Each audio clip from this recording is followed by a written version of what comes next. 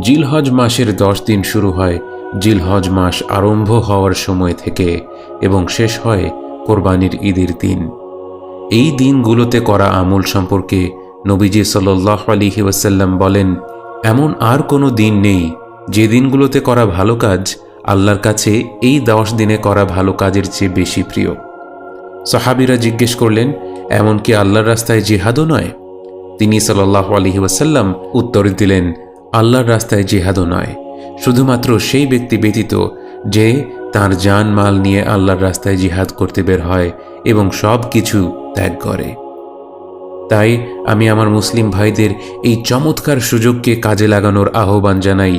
এই 10 দিনে ভালো কাজ বাড়িয়ে দেওয়ার আহ্বান জানাই, যেমন কোরআন তেলাওয়াত করা, আল্লাহর যিকির আযকার করা, যেমন আল্লাহু আকবার, লা ইলাহা ইল্লাল্লাহ, আলহামদুলিল্লাহ, সুবহানাল্লাহ, দান সাদাকা করা, নফল রোজা রাখা, সব ধরনের আমল বেশি করে করার চেষ্টা করুন।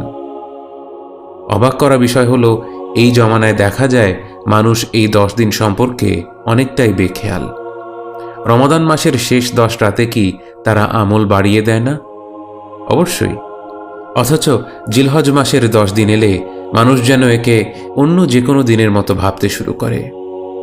মনে রাখুন, যে ব্যক্তি এই 10 দিনে আমল করা বাড়িয়ে দিল, সে নবীজি সাল্লাল্লাহু আলাইহি ওয়াসাল্লামের নির্দেশিত সুন্নতকে পুনরুজ্জীবিত করল।